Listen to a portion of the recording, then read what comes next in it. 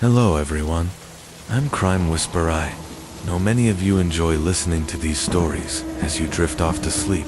So before you close your eyes tonight, I'd love for you to leave a comment telling me where in the world you're tuning in from and if you're enjoying these cases. Don't forget to like and subscribe now. Let's get comfortable, relax, and dive into tonight's story.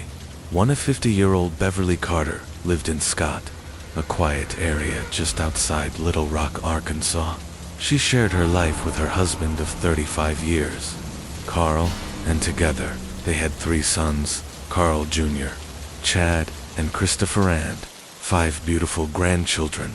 Beverly and Carl's love story began when she was just 16. She worked at a local dairy bar, where a group of construction workers often stopped for lunch. One of them was Carl. He never missed a chance to chat with her, and he often joked, "I knew I'd found a wife the moment I ordered that hamburger." He was right before long. They were married, and soon after, they welcomed their first child, Carl Jr. Early years of marriage weren't easy. Money was tight, and the couple often had to move around, sometimes living with relatives just to stay afloat. Carl worked construction jobs that kept him on the road, while Beverly stayed home raising their 3 boys. But once their youngest son started school, Beverly decided it was time to pursue her own career. By the early 2000s, she found her passion in real estate, just as life seemed to be moving in the right direction. Tragedy struck in 2003. Their youngest son, Christopher, died in a car accident at just 19 years old. He left behind a baby daughter, Bailey. The loss was devastating, and the home they had built together no longer felt the same. Carl and Beverly eventually moved, taking in Bailey, raising her alongside their growing number of grandchildren. Family was everything to Beverly. She adored being a grandmother and often teased her sons, half-jokingly begging them for more grandbabies. Through the heartbreak, Beverly and Carl's love endured for their 20th wedding anniversary. They renewed their vows. Their first wedding had been a simple courthouse ceremony, but this time, Beverly wore her dream dress and celebrated the way she had always imagined in real estate. Beverly flourished. She was confident, warm, and had a laugh so contagious you couldn't help but smile. That energy made her one of the top-selling agents at Krylik Realtors, and before long, she was recognized as one of the top 5 realtors in the entire state. But Beverly wasn't one to slow down. As she neared her 50th birthday, she began training for races and marathons. She and Carl also started traveling together, savoring the life they had built. In the evening of September 25, 2014, Beverly had a house showing scheduled. A young couple, new to the area, had expressed interest in a rural property, quiet, peaceful, and just the kind of home they said they wanted. They claimed they could pay in cash and were looking to buy quickly. For Beverly, it sounded promising. Sales had been slow recently, and she was eager to close a deal. She was careful, though always writing down the names and details of her clients and sharing them with Carl. That evening, she texted him, "Showing a house now, Mexican food later. My treat. Love you. See you soon." She gave him the address, 14,202 Old River Drive in Scott, along with the supposed buyers' names. But the names were fake. The buyers were not who they claimed to be. Past by 9 p.m. Beverly still hadn't come home. Carl tried to calm himself, convincing his mind that she was probably still chatting with the couple. Real estate showings often ran late. He called their son, Carl Jr., who also worked in real estate, hoping for reassurance. Carl Jr. told him not to worry just yet, but something didn't feel right. Carl drove to the property himself. Beverly's car was parked out front, and for a moment, he felt relief. But that relief quickly faded when he noticed the front door wide open and the house completely dark. Peering into her car, he saw her purse and notebook sitting untouched on the passenger seat inside the house. Room after room was silent and empty. When he reached the last vacant room, dread hit him like a wave. His stomach turned, and with shaking hands, he grabbed his phone and dialed 911. Moments later, the quiet home was filled with flashing lights and investigators. Beverly Carter had friends, and colleagues quickly gathered, their worry growing by the minute by now. It was after midnight, more than 6 hours since anyone had last heard from Beverly. Among her closest friends at the agency was Brenda, who shared a safety code with Beverly and other agents whenever something felt off. They would ask about the folder, so Brenda texted, "Did you leave the folder on your desk?" The silence on the other end said everything. Beverly wasn't answering. On the cold driveway outside the property, people huddled together under the flashing lights of patrol cars. Then, suddenly, Carl's phone lit up. It was a message from Beverly's phone. Relief washed over him until he read it. "Sorry. Phone dead, having drinks now."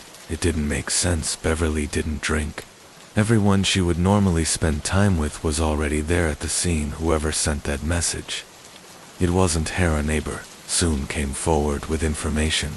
She said she saw a black car pull up to the house before Beverly arrived. A man stepped out, a thin white male with short hair. The car had been backed right up to the front door, trunk facing the house, parked in a way that seemed deliberate. After that, she didn't hear or see anything else. Still, it gave police a time frame, a car, and a description. At the time, Little Rock was struggling with a violent crime rate nearly 4 times the national average. Detectives had plenty of leads to chase, but Beverly's case quickly rose to the top of their list. Her phone data revealed movement for several hours before suddenly shutting off.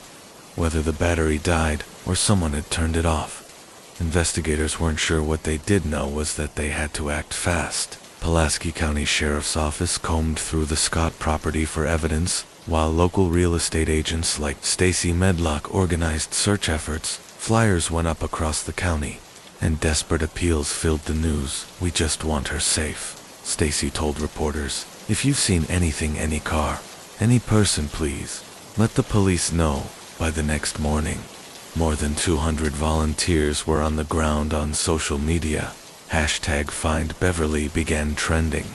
Real estate firms across the state closed their offices in solidarity. Many agents signed up for self-defense classes and started making it a rule to show houses in pairs. Carl was still in shock when he wasn't out searching himself. He was standing in front of cameras, pleading for his wife's safe return. His voice cracked as he begged, "By 9 o'clock. I knew something was wrong by 8:30. I knew I just want my wife back. I'm begging, just drop her off anywhere, on a sidewalk, and drive away, please. There are some crazy people in this world, but I pray they'll be better than this." Beverly's been doing this for 12 years. She knows what she's doing. She's good at it. Don't let one criminal take her away. Detectives quickly turned their attention back to the property Beverly had been showing. Who exactly had she met that day? Her notebook held the names Stephen and Crystal Adams, supposedly the couple interested in buying, but investigators soon discovered the phone numbers attached were brand new, set up only days before. Tracing them back, detectives found a real name. Crystal Lowry herself had no criminal history, but her husband, Aaron Lewis, was a different story. At 33, Aaron already had a rap sheet stretching back to age 14. He'd served 6 years in prison for bank robbery, and after his release, he went right back to crime, stealing cars, committing fraud, breaking into homes and businesses. He was a seasoned offender who knew how to manipulate and scam. Ron and Crystal were separated, but still living together, which gave investigators a place to focus their surveillance. Meanwhile, Aaron was clearly on the move. Police issued a bulletin on the lookout with his photo, warning the public that he was believed to have kidnapped Beverly Carter and could be holding her somewhere. "Our expectation," one officer told the press, "is to find Beverly and to find her alive. But time is of the essence." The search grid widened, and the hunt for Aaron Lewis began as the days passed. The search for Beverly only grew more urgent. Friends, family, realtors, and volunteers poured in from across the state. Hundreds of people knocked on doors, searched fields, and scoured neighborhoods. Determined to bring her home, Carl was overwhelmed by the outpouring of love. "I've had calls and texts from everywhere," he said, "from realtors, brokers, homeowners, everyone offering whatever they can to help the prayers. The Facebook posts, the flyers, it all means so much. Beverly gave so much to others, and now it's coming back when we need it most. But hope began to unravel on September 28 that day. Aaron Lewis, now the prime suspect, crashed his car. He was taken to the hospital, but somehow managed to slip away before being formally discharged at that point. Authorities issued a full warrant for his arrest, charging him with kidnapping. It wasn't long before a call came in to 911. I'm at a bus stop on Green Mountain Drive in There's a guy here who looks just like the one on the news for kidnapping. That realtor, he looks nervous. He just went into the Subway restaurant. Police swarmed the area and quickly took Aaron into custody inside the interrogation room. Aaron was cold and calculated. He wanted control. He handed investigators his phone and played an audio recording. It was Beverly's voice. I just want to let you know, I'm okay. I haven't been hurt. Just do what he says, please. Don't call the police. If you call the police, it could be bad. I love you very much. The recording was chilling, even in captivity. Beverly sounded calm, steady, braver than most could ever be in her situation, but detectives knew what they were hearing was orchestrated. Aaron admitted that he had lured Beverly to the property, pretending to be a buyer once inside. He asked her to take photos of the house for his wife. Detectives noticed the pictures were rushed and blurry, as if Beverly had sensed something was wrong before she could escape. Aaron pulled out a taser. You're about to have a very bad day. He told her you're being kidnapped. Detectives pressed him for her location. Was she still alive? Could she still be saved?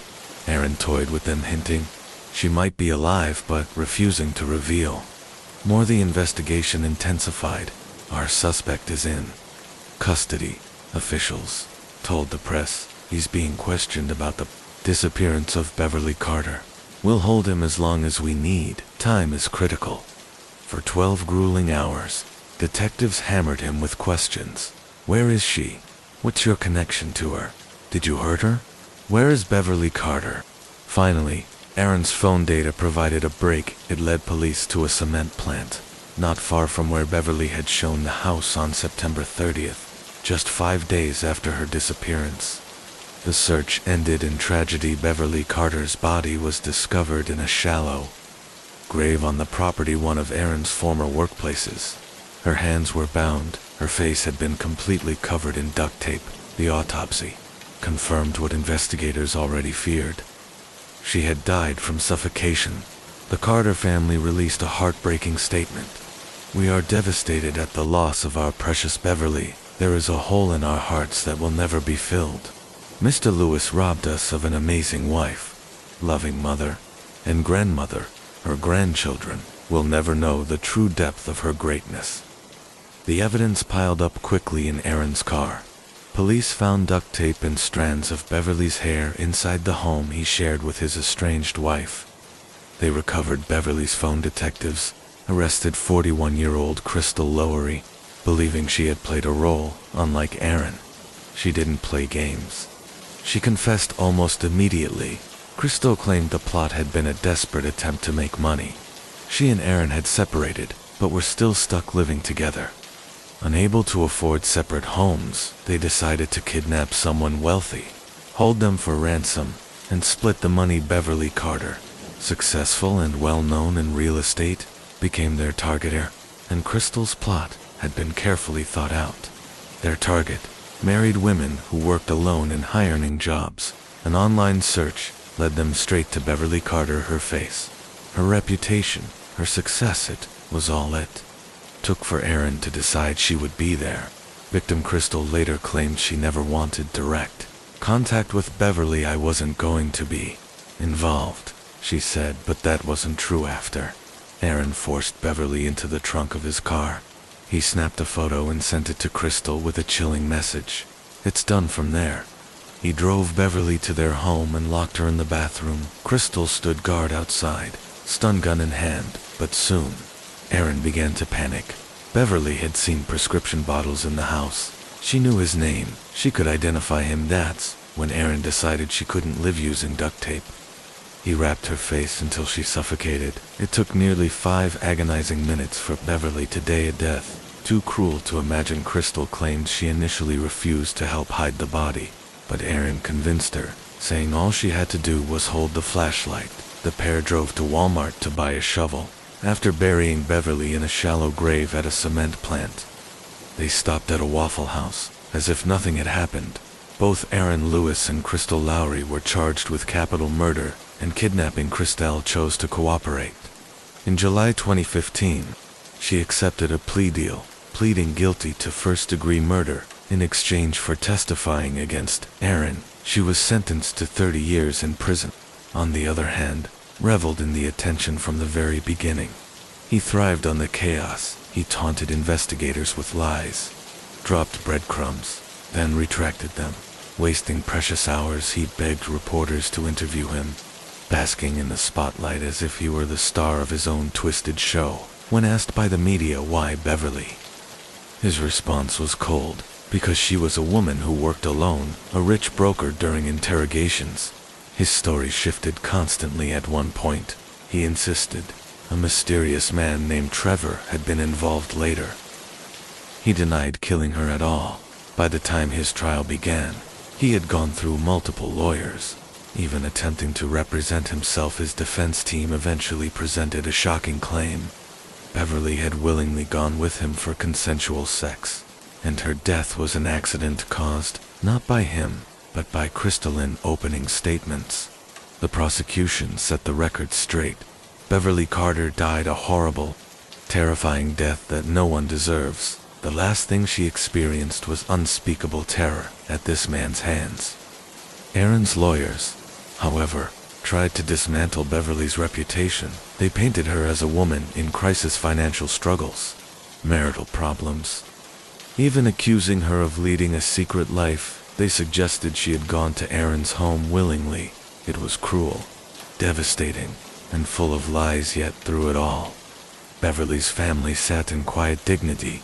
Her husband Carl eventually took the stand, defending her name. Yes, they had faced struggles, like any couple, but Beverly was his best friend, his partner, the love of his life. When Aaron testified in his own defense, his performance unraveled. He claimed Beverly had come to his house to sleep with him, and that Crystal killed her while he was out. He even claimed the recording of Beverly's voice was fake, generated by AI. More, the prosecution tore his story apart. The angrier and more aggressive he became, his mask slipped, and the jury saw him for who he truly was. The trial stretched on, but Crystal's testimony sealed his fate. She described the kidnapping, the murder, and the cover-up in vivid detail, leaving no doubt about Aaron's role. Aaron Lewis was ultimately convicted of capital murder and kidnapping, and sentenced to life in prison, without the possibility of parole. Beverly Carter was a woman who loved deeply her husband, her children, her grandchildren, and her career. She lived with energy, joy, and kindness. Her story serves as a chilling reminder of the dangers real estate agents face, and of how evil can hide behind the mask of ordinary people. For Beverly's family, the pain of losing her never fades, but her legacy of love, laughter, and light continues to live on. Crystal Lowry testified that she and Aaron Lewis had plotted to kidnap Beverly Carter and hold her for ransom.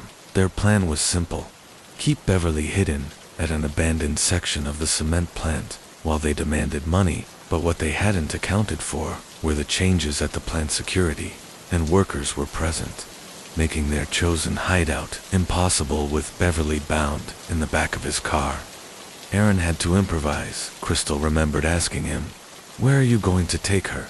"Because I don't want her at the house." Aaron had no answer. He drove aimlessly, terrified of being pulled over at any moment, before finally bringing Beverly to their home there.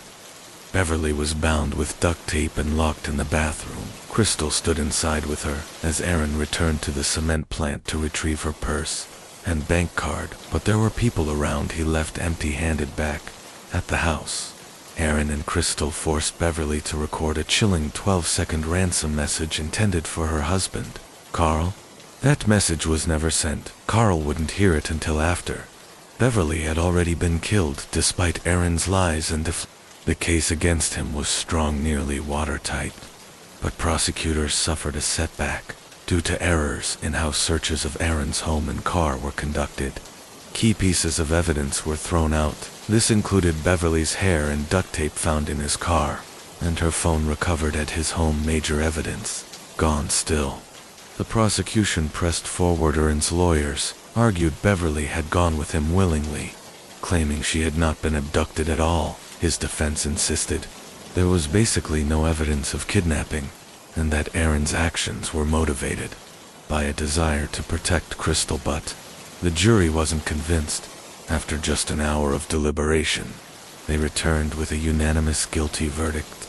Aaron Lewis was guilty of capital murder and kidnapping. Beverly's loved ones were finally able to speak. I was so thankful to take the stand and tell everyone how amazing she was.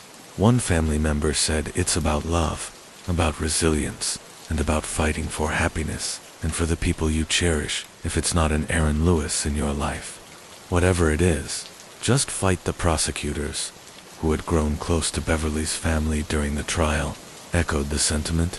If you want to know Beverly, you have to know her family. Justice was served. I'm happy for them, and I'm happy for Pulaski County. Even the defense admitted Aaron had to testify. They believed it was the only way to explain his earlier statements. But prosecutors called it a turning point. His time on the stand did him no favors. His anger and contradictions exposed his true character. The request of Beverly's family, the death penalty, was taken off the table instead. Aaron Lewis was sentenced to 2 life terms without the possibility of parole in court. Beverly's son, Carl Jr., expressed the family's heartbreak. "The way my mother was spoken about disgusted and upset everyone. All she did that day was go to work."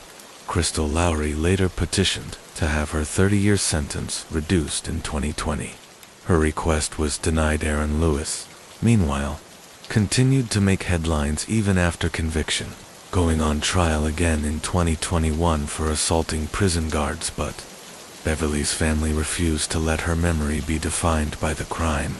They dedicated themselves to ensuring her name was associated only with goodness, and change. Her son Carl Jr. took the lead, founding the Beverly Carter Foundation, a nonprofit devoted to protecting real estate professionals by offering training, consulting, research, and resources to keep them safe in what can often be vulnerable situations. Nearly 7 years after Beverly's abduction and murder, her story continues to inspire new safety measures in the real estate industry. As one realtor put it, "It's bittersweet. I wish my mom had had one of these tools that day."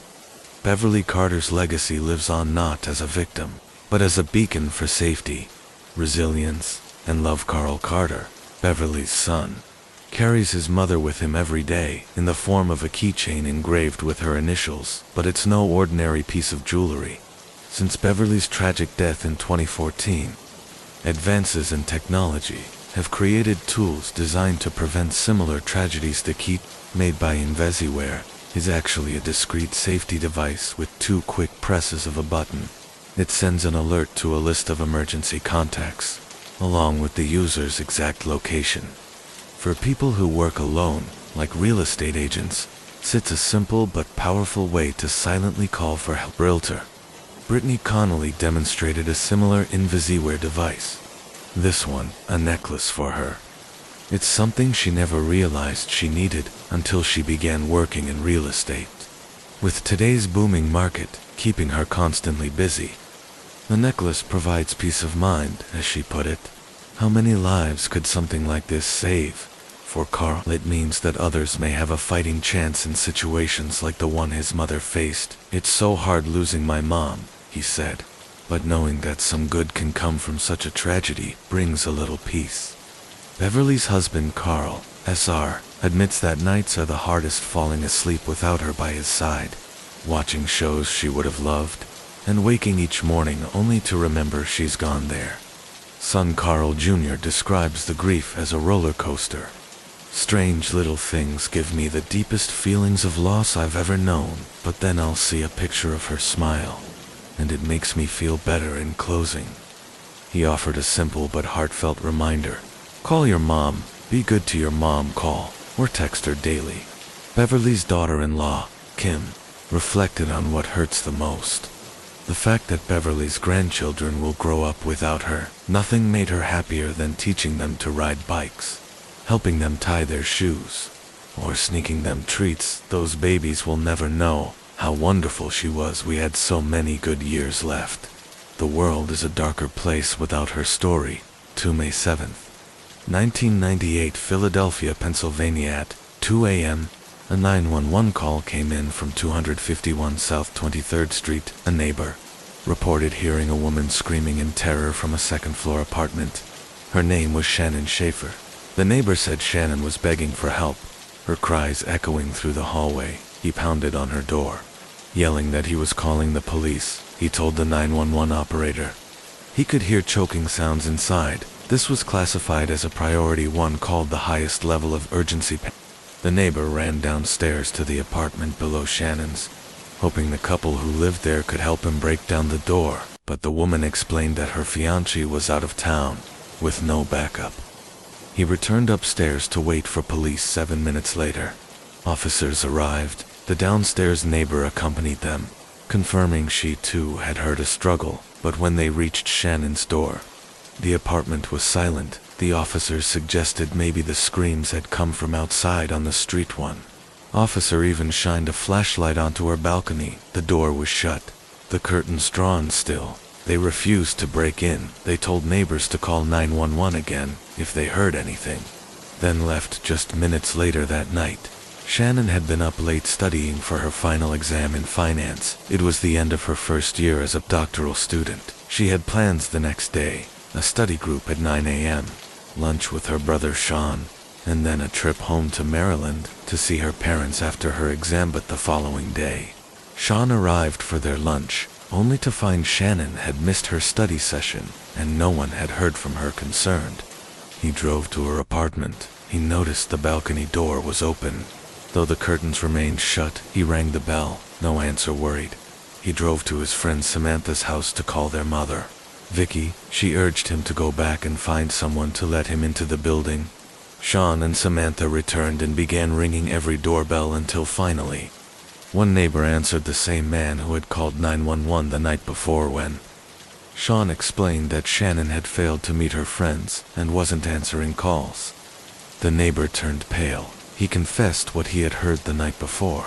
Shannon screaming, choking, begging for help. He had tried to get the police to act, but they refused to break in. Desperate, Sean and Samantha rushed upstairs with the neighbor and forced their way inside Shannon's apartment. What they found was devastating. 23-year-old Shannon Schaefer was lying naked, face down on her bed. She had been raped and murdered.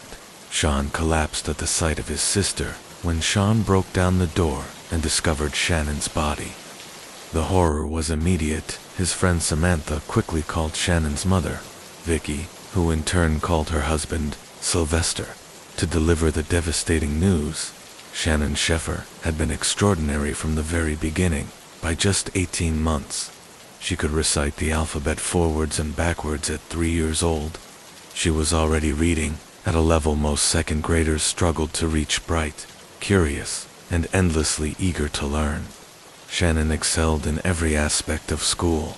She consistently ranked at the top of her class and eventually became president of her high school, even speaking before city council members in support of education funding.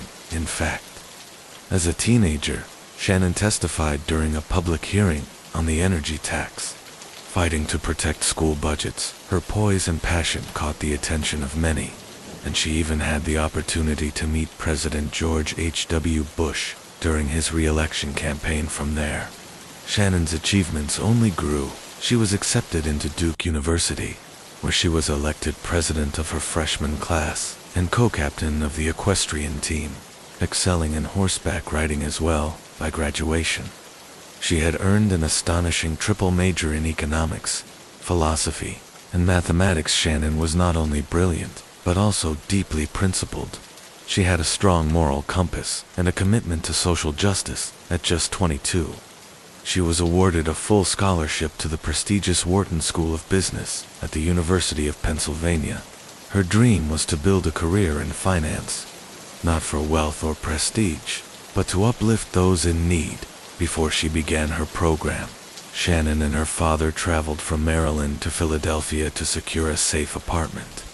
The university's housing office recommended Center City, an area where many graduate students lived, and one considered secure. Shannon found a place she loved, and her father felt reassured, but beneath the surface of that so-called safety, danger lurked just days before her death. Shannon was followed around Rittenhouse Square by a man. She circled the park repeatedly, trying to lose him so he wouldn't see where she lived. Neither she nor her family knew it then, but a serial rapist was operating in Philadelphia. His methods were consistent. He targeted young women, often students, breaking into their apartments and attacking them while they slept. June 20th, 1997, South 21st Street. A man broke into a woman's apartment through a window and pinned her down. She managed to talk him out of raping her, and even pulled a hair from him as evidence. Shockingly, the hair sat untested for 18 months. July 11, 1997, Pine Street. After a night out, another woman awoke to find herself stripped and her hair wet. She had bruises around her neck and broken blood vessels in her eyes. Police initially dismissed it as a burglary. August 6, 1997, Pine Street. A victim was attacked in her sleep. The intruder covered her face with a pillowcase and tightened a belt around her neck before raping her. Semen stains were collected but not connected to other cases until much later, because DNA samples were being stored on two incompatible databases. August 13, 1997, Pine Street. Another woman woke to find a man in her bedroom. He pressed one hand to her throat, the other over her mouth, then used a pillow to suffocate her before raping her. DNA tied this assault to the August 6th case. Despite clear patterns, these attacks weren't properly linked until long after Shannon's murder on the night of May 7, 1998. Shannon had been studying before drawing a bath to unwind. Papers were left beside the tub as she prepared to relax. Her apartment, on the second floor, had a small balcony secured by a screen door to keep the air flowing. She left the glass balcony door open. Investigators believe her killer scaled the narrow gap between her building and the one next door, just 3 feet apart, then swung onto her balcony, though barbed wire lined the nearby tree to deter intruders. It wasn't enough. Once inside, the attacker struck. Evidence showed Shannon fought fiercely. Books were knocked from her nightstand, and she managed to draw his blood, which smeared across her walls, bed, and balcony. Still, the assailant overpowered her. He raped and murdered her before fleeing with several items, including jewelry, a camera, and even a pen. When Shannon's parents arrived later that evening, the street was swarming with police cars and media vans. Journalists insensitively shouted questions at them as they tried to push through the crowd inside. Detectives from the Philadelphia Homicide Unit began their questioning. Vicky and Sylvester were taken to the station and interrogated separately about Shannon's life, her relationships, and whether they knew anyone who might want to harm her. Afterward, they were told they'd need to stay overnight, as Shannon's body would have to be identified the following morning. The next day, they were scheduled to be taken to the morgue at 9 a.m., but no one arrived until 1:30 p.m. hours later, because Shannon's parents weren't taken to the morgue until well past 1 p.m. Her autopsy was delayed until 5 that evening. By then, the coroner's office had already closed for the weekend. Vicky and Sylvester were told they would not be able to reclaim their daughter's body until Monday. Distraught, but determined, they made calls to officials and, after pushing through red tape, managed to have Shannon's body released on Saturday morning so funeral preparations could begin. Meanwhile, police pressed forward with the investigation. Flyers were distributed across Philadelphia shops, asking for information about Shannon's stolen Canon camera. Also missing were hundreds of CDs, jewelry, a backpack, and even a pen. Investigators initially questioned a fellow Wharton student, but DNA quickly ruled him out. Shannon's parents devout Catholics, turned to their faith for strength on Saturday evening. They went to Mass. The assistant pastor paused before the service to announce Shannon's death during the Lord's Prayer. Sylvester struggled, "Forgive us our trespasses, as we forgive those who trespass against us," the congregation recited. But Sylvester could not bring himself to say the words. "I'm a literal man," he later admitted. "I couldn't say it out loud a week after her death." Vicky and Sylvester were allowed to clear out Shannon's apartment. Police reassured them, based on the evidence, once the killer was caught, he would face a first-degree murder charge.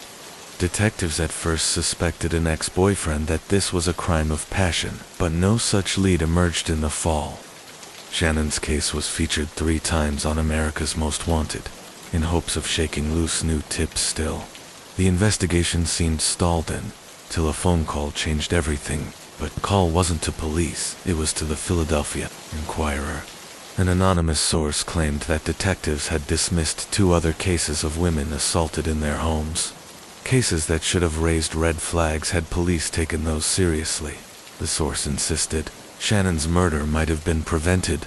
Journalists began digging, and what they uncovered was alarming. Inside the Philadelphia Police Department, rape victims were routinely dismissed, their cases classified under a Code 2701 that marked them as non-criminal in practice. This meant the reports were treated as trivial and quietly shelved. A former detective openly referred to the Sex Crimes Division as the lying, expletive unit and claimed that women fabricated rape allegations half the time. The Inquirer's investigation revealed a toxic culture where women's voices were ignored. It took nearly 2 years and the pressure of investigative journalism for police officials to acknowledge this was not mere sloppiness, but a systemic failure linked. The assaults to a single offender had taken 17 months, despite identical methods in each case, and DNA left behind every time. Even then, DNA testing in 2 assaults only happened after reporters brought the cases to light. The revelations rocked the city. The Philadelphia Inquirer's reporting was nominated for a Pulitzer Prize in response. Every case filed under the 2701 code from the prior 5 years was re-examined. The results were staggering. 863 cases were reclassified as other sexual offenses. 681 cases were reclassified as rape for Shannon's family.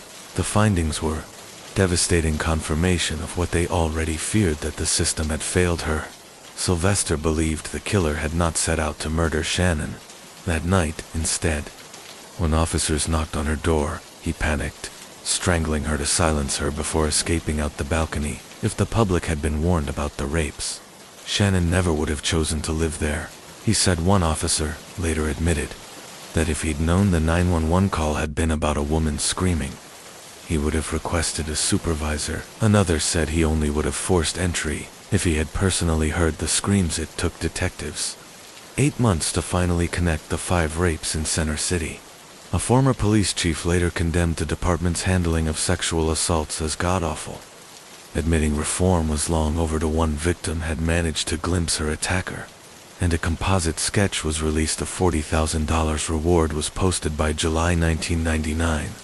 FBI profilers were brought in. They concluded the man knew the neighborhood intimately. He was agile, physically fit, and likely had a history of voyeurism. Still, 15 months after Shannon's death, the predator, now dubbed the Center City Rapist, struck again. This time, he removed 14 screws from metal bars to break into a apartment and assault a woman inside. Shannon's grieving family reached out to the victim's parents, offering their support. Investigators, desperate for leads, turned to new techniques.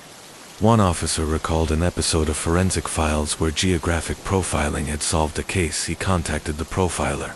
Dr. Kim Rosmerosmo mapped the locations of the rapes in Shannon's apartment, feeding them into his software. The program highlighted several zones where the rapist most likely lived. Police flooded those areas with flyers bearing the composite sketch, and then, suddenly, the attacks stopped. Detectives worried he had either moved or changed tactics, but the breakthrough came thanks to a single nurse during a forensic exam. She collected a swab after the rapist had licked a victim's breast. This time, DNA was successfully captured soon. More attacks were reported, but now, hundreds of miles away, the Center City rapist had shifted states. One victim awoke to find him in her apartment. He tied her up, blindfolded her, and sexually assaulted her weeks later. Another woman home alone, while her cancer-stricken husband and young son were away, camping, was attacked in a chillingly similar fashion. The hunt for the Center City rapist was no longer just Philadelphia's problem. Victim had been sitting at her computer when she heard a noise behind her. Before she could react, he launched his attack, covering her eyes and forcing her into the bedroom, whispering calmly. He told her that if she cooperated, he wouldn't hurt her. She later recalled thinking only of her young son. "I have to survive this. He can't lose both parents." When the assault ended, the intruder fled, shaken but alive. She dialed 911. The attacks in Fort Collins continued, but now he was becoming careless. He left behind evidence: a hat, fingerprints on a balcony, even his car spotted by a witness. Those prints and descriptions were sent nationwide to see if any other police departments had similar cases on file in Philadelphia. A sharp-eyed clerk recognized the pattern. This could be the Center City rapist. DNA, taken from the Colorado cases, was compared with blood found in Shannon's apartment. The result was conclusive. The same man was responsible. Investigators scoured databases, searching for men who had been in both Philadelphia and Fort Collins at the right times. They identified 319 men who had made financial transactions in both cities, narrowing the pool to men between 20 and 30 years old who had lived in that part of Philadelphia. Reduced the list to 83 names. That list was sent to Colorado. There, investigators were already working with a suspect list of more than 800 men. The overlap was crucial. But before detectives could close in, the rapist struck again. In September 2001, police in Colorado received a taunting letter: "I'm sorry, but I can't let you catch me yet. Not in Colorado. I don't even like it here. I don't like the cold. I don't even go up to Fort Collins anymore. You guys are everywhere, I admit. I want to get caught. I don't like what I do. It keeps me at a distance from people. And I can't talk to anyone. It gets lonely." The letter also contained details never released to the public, things only the attacker, the victim, and detectives would know. But frustratingly, there were no fingerprints, no DNA, no usable evidence from the envelope. Investigators believed it was a diversion, meant to waste time with DNA, linking all the crimes to one offender. And knowing Pennsylvania's 5-year statute of limitations on rape was running out, authorities filed a warrant against the unknown suspect to preserve their case. Tips poured in. More than 1,000. One woman reported she had dated a man who resembled the composite sketch. His name, Troy Graves. Another caller said her neighbor's car looked exactly like the rapist's. Her neighbor's name, Troy Graves. He was already on the suspect list in Philadelphia. Graves had worked at a bank close to where several victims lived. In 1999, he enlisted in the U.S. Air Force, training at Laughlin Air Force Base in Texas, then attending missile maintenance school in California, before being stationed in Wyoming just a month into his service. He was reprimanded after allegedly trying to force his way into a female captain's dorm room. He had a disturbing habit, breaking into apartments, watching silently for 15 minutes, then slipping out undetected. Though based in Wyoming, Graves lived in nearby Fort Collins, just miles from where the women were attacked. An ex-girlfriend described him as restless, often taking long, late-night walks. He'd return with scratches and bruises, brushing them off with excuses like "I fell." Detectives already knew Shannon's killer had type: a positive blood. So did Troy Graves. Detective Neil Hism went to Graves' house on Ash Drive. No one was home, so he left a business card. Graves' wife found it and called back. She explained her husband was working on the base, but had a dental appointment that afternoon. She alerted Troy, who then contacted police and agreed to meet with detectives. He left the base to pick up his wife, unaware he was being followed at the station. Detective Hism asked if Graves would consent to fingerprinting. Graves hesitated, saying he felt weird about it and wanted time to think, but once his prints were finally taken, the case broke wide open. They matched the set found on a Colorado victim's balcony. His blood was also taken an exact match to the DNA recovered from Shannon's apartment tan. April 23, 2002. 29-year-old Air Force Senior Airman Troy Graves was arrested in connection with 6 sexual assaults in Colorado 3 days later. The full extent of his crimes began to unravel. Troy Graves was formally charged with 27 counts in Colorado, including sexual assault, robbery, and kidnapping that same day. He was also presented with charges from Philadelphia, 50 counts in total, ranging from rape and aggravated assault to burglary and murdering the aftermath. Chilling details emerged. One of his former girlfriends recalled seeing the composite sketch. Her young daughter pointed at it and said, "Mommy, that's Troy." It also came to light that Graves, who had once lived on the 4100 block of Baltimore Avenue in Philadelphia, had actually been stopped and questioned by police in January 1999, but was released shortly after. It wasn't clear whether he would stand trial first in Colorado or Pennsylvania. Extradition proceedings began, but the ultimate decision rested with the Colorado governor. Not long after his arrest, Graves told his attorney that if prosecutors agreed to remove the death penalty from consideration, he would plead guilty to Shannon's murder and to the rapes and sexual assaults of other women during questioning. He finally confessed to what had happened inside Shannon's apartment. He said he had climbed through her sliding balcony door and surprised her while she was in the bathroom. She fought, fiercely biting his left ring finger, hard enough to draw blood, and scratching his face. Graves claimed he wrapped his arms around her neck to subdue her. She fell from the bed, and when he forced her back onto it, her feet couldn't reach the floor at that point. He told detectives, "I thought I might have broken her neck." He admitted hearing someone knock twice at her door, but insisted he hadn't heard the police and never saw them as he fled. He said he closed the balcony door as he left, yet when police initially responded to a neighbor's call, the door was open. Shannon's family argued this detail proved he was still inside when officers arrived.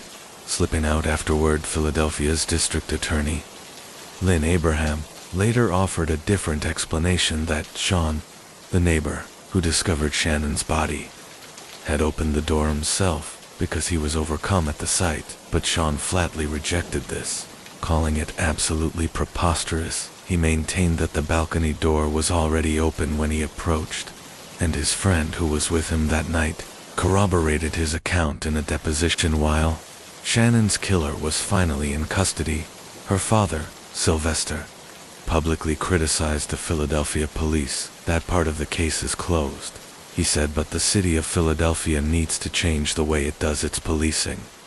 In Pennsylvania, one possible punishment was the death penalty, but rooted in their Catholic faith.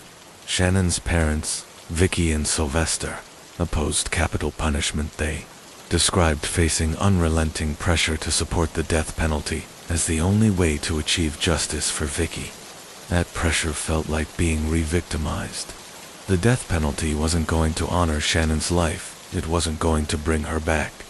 We taught Shannon to turn the other cheek, to show compassion, to forgive if you don't live by your principles when tested. Were they ever your principles at all? Sylvester echoed the sentiment. Words have meaning and should be taken seriously. When I reflect on the words, "as we forgive those who trespass against us," and the teachings of St. Matthew's Gospel, to turn the other cheek, I see them as fundamental. People ask, what would Jesus do? The answer is rarely easy, but for us, it's clear we will not be party to an execution. Vicky said that in her grief. She felt Shannon's presence guiding her. She was sitting on my shoulder saying, "Don't let him kill all of you, to take that energy and do something good with it." The couple even reached out to Graves' other victims in Colorado and Pennsylvania to their relief. Every one of them supported the decision not to pursue the death penalty. Graves' attorney publicly thanked Shannon's family for their vocal stance there. Opposition drew national attention. Talk radio host and lawyer Michael Smirkanish published an open letter to Vicky in the Daily News, arguing that Graves should pay with his life, no single citizen's feelings should dictate a sentence, not even the victim's family. He wrote, society's interest requires serious consideration of the death penalty, both for justice and deterrence. Shannon's parents responded with their own open letter. They cited 3 reasons for their opposition: faith and principle as Catholics. They believed life was sacred and could not compromise those values even under the weight of personal tragedy's systemic injustice. They argued that capital punishment was often applied in discriminatory and arbitrary ways. Police failures. They pointed to the mishandling of rape cases in Philadelphia, the failure to link attacks, and the misclassification of sex crimes as non-crimes. This negligence, they argued, contributed to the danger Shannon unknowingly faced. They reminded the public that Shannon had been followed by a man just 2 nights before her murder. Had she known that a serial rapist was active in her neighborhood, she would have treated that incident far more seriously and likely. Called police if you want safety for the community, the letter read. Hold the police accountable for their failures. Demand changes in how sex crimes are investigated and classified. Instead of calling for another death, the Sheba family took legal action against the Philadelphia Police Department, filing a federal lawsuit that accused the department of negligence. Their lawyer argued that police had missed opportunities to either save Shannon's life or apprehend Troy Graves. Much earlier, he told the jury that had police recognized a pattern, that the attacks were being carried out by one man or taken sex crimes more seriously, Shannon's murder could have been prevented. That lawsuit highlighted multiple failures. 1. Sexual assault misclassified as a burglary, forensic evidence that went unanalyzed, and repeated allegations of rape that were downgraded or ignored as a result. Police never realized a serial predator was operating in Center City. The city's defense came from Chief Deputy Solicitor Shelley R. Smith, who argued that the police had acted appropriately and were not responsible for Shannon's death in 2004. A federal jury ruled in the city's favor, declaring Philadelphia not liable for Shannon's father, Sylvester. The outcome only deepened his anger. I think the police department in Fort Collins handled the case with professionalism from the very start, he said. It should be an embarrassment to Philadelphia. Very few are. Holding the police accountable, they won't fix it unless someone demands that they do. On May 17, 2002, justice came first in Colorado. Troy Graves was sentenced to life in prison for sexually assaulting 7 women.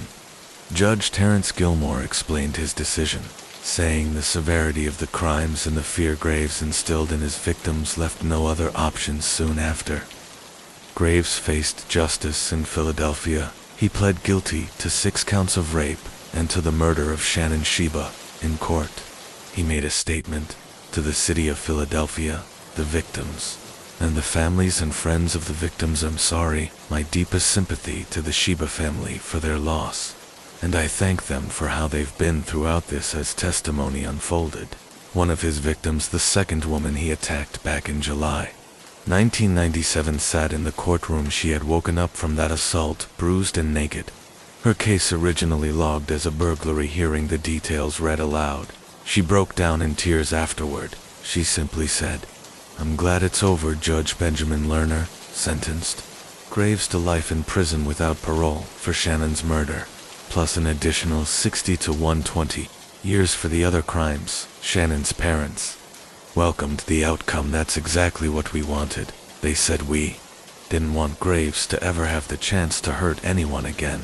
That's the satisfaction we got. But for Sylvester, one lesson was inescapable: the need for sweeping reform in policing. In response, an external oversight committee was established to independently review how Philadelphia handled rape cases. The committee included women's rights advocates, children's advocates, and staff from rape crisis centers. Carol Tracy, director of the Women's Law Project, became a key member, calling the move a breakthrough. It brought transparency and scrutiny at a time when public trust in police was broken. It's a model other departments should learn from. The review uncovered troubling practices in the late 1990s. Nearly 1 in 5 rape reports had been dismissed as unfounded, labeled either false or not meeting the criteria for rape. Hundreds of cases were also misclassified under incorrect codes. Effectively buried, the sex crimes unit itself was severely under-resourced, operating out of old horse stables, and later a disused military armory. Victims, after undergoing invasive forensic exams at hospitals, were often forced to wait in crowded police corridors, sometimes alongside suspects in handcuffs. Lieutenant Tom McDevie, who was part of the review, described his shock. "I remember saying, 'How did we get this bad? What did we do?' It was eye-opening. Like a smack in the face, we realized that if we wanted to be good at this, we had to change." Former Lieutenant Michael Boyle, a senior sex crimes officer, was even more blunt. Officers had become complacent, careless, and in many cases, lazy. Victims weren't being seen as individuals. They were reduced to filing codes in an overwhelming workload. Poor training, weak oversight, and lack of funding all fed into a toxic culture. The attitude that developed was inexcusable and indefensible, though it came at a terrible cost.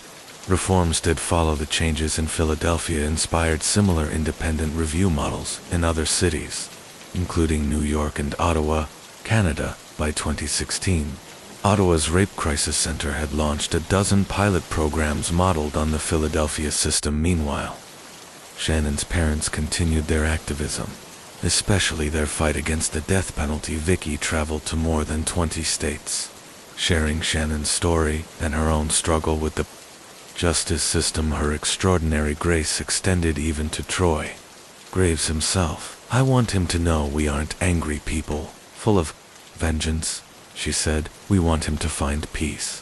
In 2011, Vicky was honored as Abolitionist of the Year by the National Coalition to Abolish the Death Penalty. This case is as infuriating as it is heartbreaking. The failures in handling sex crimes, the police missteps, and the haunting knowledge of how hard Shannon fought for her life make it especially tragic. Yet, from that darkness came systemic change. The Sheba family's remarkable compassion. As Sylvester reflected, the hardest truth to accept was that Shannon did everything she could to seek help, but the system failed her. She was a good person who would go out of her way to help anyone the one time she needed help. The system didn't work. Shannon Sheba had limitless potential. Who knows what extraordinary things she would have achieved, but through her family's resilience, principles, and activism, her legacy endures, turning unimaginable loss into a force for justice and compassion gone on to achieve. Yet, the fact that she accomplished so much in just 23 years stands as a powerful reflection of the kind of person she was. As her mother Vicky once said, "If you could have written down a wish list and said, 'Dear God, this is what I would love for my first child,' I got everything on that list I could have ever wanted." Story 3. Bradford, England, July 6, 2022, 7:15 p.m. Officers with West Yorkshire Police had been searching for a higher-risk missing woman who hadn't been seen since late June. As each day passed, hope of finding her safe was fading. Their search led them to Fitzwilliam Street, next to a stretch of wasteland where rubbish was often illegally dumped. Officers were told to check for any gaps in the boundary wall that might reveal something hidden. One officer peered through a small opening and immediately noticed something suspicious. A carpet wrapped tightly around a large object, bound with clean, new string flies hovered around Itaz. They drew closer. The officers were met with a stench. They knew all too well the unmistakable smell of death. The carpet had been concealed beneath boxes of rotting food and discarded rubbish. When they pulled it back, the scene before them was harrowing. Inside lay the severely decomposed body of a woman, so damaged that she could not be visually identified, though formal confirmation was pending. Officers strongly suspected it was the missing woman they had been desperately searching for. While the search had come to an end, A far deeper investigation was only just beginning, one that would uncover a story of family conflict, control, and devastating betrayal. This case takes us to Bradford, England, and to the life of 20-year-old Samaya.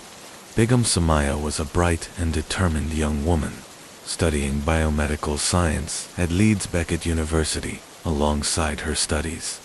She worked part-time as a carer for the elderly and disabled, a role she cherished on social media. She once wrote, "I was not sure what path to take, as I have no prior experience in care, but since joining, I'm having the time of my life. The management are so supportive and encouraging overall.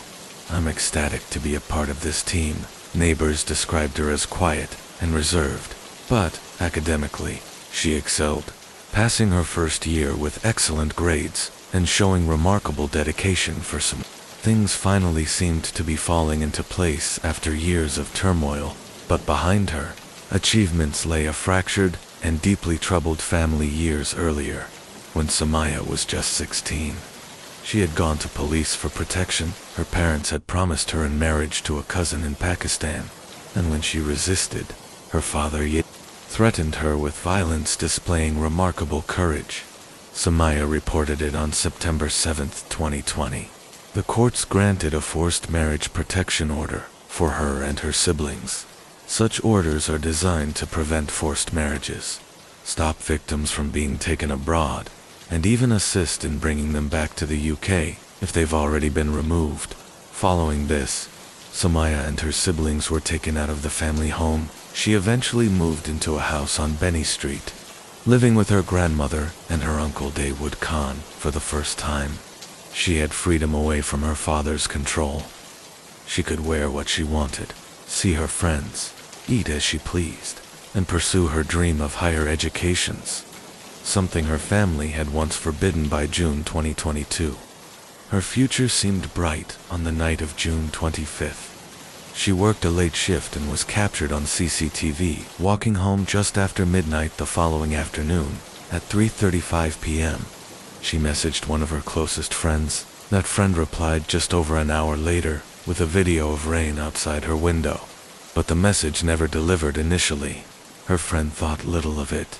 Perhaps Samaya's phone had died, but when further messages also went unanswered, concern began to grow. By the next day, her friend reached out to Samaya's family, only to learn that she had already been reported missing.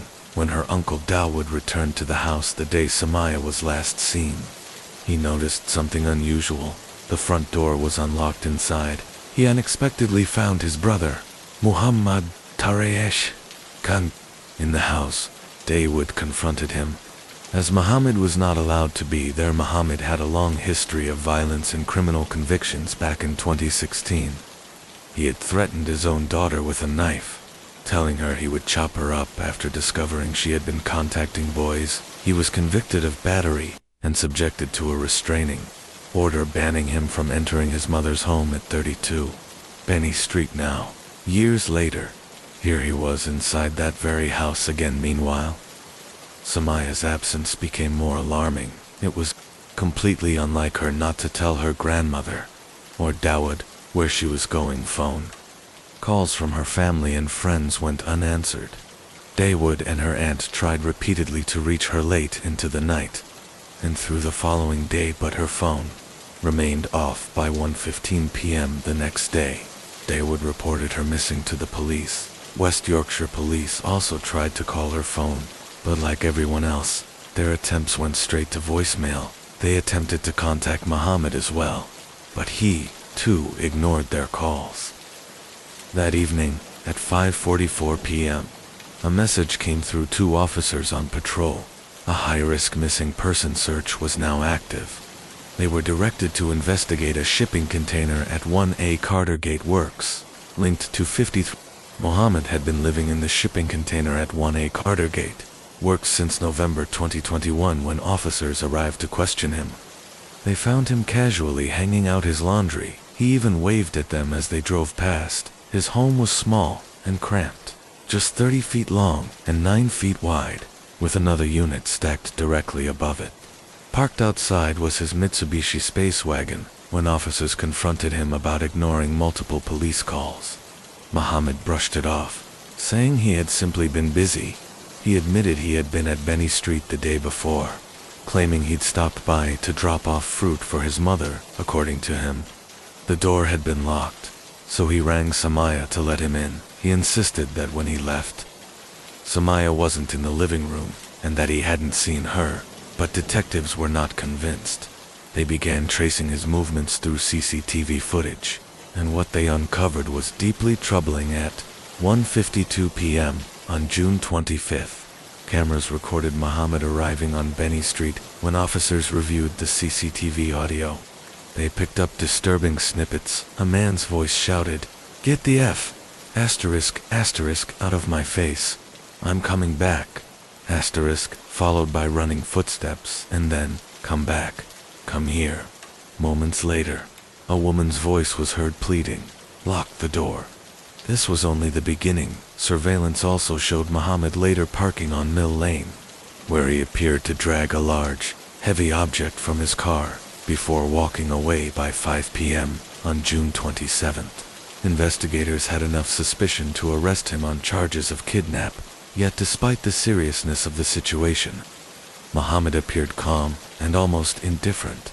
He claimed his relationship with Samaya was good, and casually blamed his lack of cooperation on a bad memory. Meanwhile, a parallel search was being conducted that same evening. Officers inspected 32 Benny Street, photographing the house for evidence later. They searched Mohammed's container home there. They discovered a smoldering bin containing the charred remains of a mobile phone. Forensics confirmed it belonged to Somayan. A second police interview, held just after midnight on June 28th, Mohammed stonewalled investigators asked if he truly wanted to help find his niece. He coldly responded, "I've given my statement, no further comment." Even when pressed about breaching his restraining order to enter Benny Street, he offered no explanation, just silence, though a magistrate granted police an additional 36 hours to question him. Mohammed was eventually released under investigations later. On July 1st, investigators searching Benny Street uncovered more critical evidence. Bloodstains were found on a red metal table and beneath the living room carpet. Forensic testing confirmed the blood belonged to CCTV footage painted an even darker picture. On June 25th, the day Samaya vanished, Mohammed was seen having a key cut for the Benny Street property, giving him illegal access despite his restraining order later that day. Cameras picked up raised voices from the house at exactly the time Samaya's phone suddenly went silent. Digital evidence showed Mohammed searching online for big rubble sacks. CCTV from his shipping container revealed him reversing his Mitsubishi up against the unit, carefully blocking the camera's view with the container door. He was also wearing gloves. Then came the discovery everyone had dreaded. 11 days after Samaya was reported missing, her body was found, wrapped in carpet, dumped on wasteland, left to rot in the summer. A postmortem revealed a 4-inch metal spike lodged in her back, puncturing her lung while not instantly fatal with medical help. Left untreated, it could have caused death through infection, the pathologist noted signs of trauma and possible assault, but was unable to determine the exact cause of death due to the level of decomposition, particularly around her head and neck. Police concluded she had suffered a brutal and sustained attack. The news was devastating. Tributes poured in, including from staff at Leeds Beckett University, who described Samaya as a dedicated and well-liked student with a bright future ahead of her.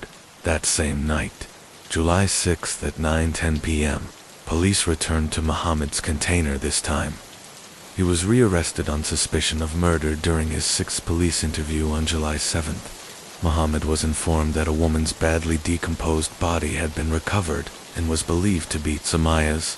His response was chillingly detached. He claimed he had no clue what they were talking about. When asked if he had killed his niece, he flatly replied, definitely not. Pressed about his movements, on June 25th, he claimed he had simply been driving around with nowhere particular to go because he enjoyed driving. when officers suggested he had been scouting for somewhere to dispose of Sumaya's body. He denied it twice. Had he parked so close to where her body was later discovered? Muhammad sneered. It's a free country, I can park where I want. Why had Sumaya's phone been found burning in a bin beside his unit? His answer: that could just be a coincidence. And yet, as the walls closed in, one thing was becoming horrifyingly clear. This was no coincidence at all. He insisted he was not a violent man, saying most people would describe him as a good person when asked why he had a new key cut for the property. He claimed it was because his mother had recently suffered a heart attack, not because he wanted access to move Sumaya's body. His seventh and final police interview took place at 10:04 p.m. on July 8th. Confronted with CCTV footage, Muhammad once again responded with no comment.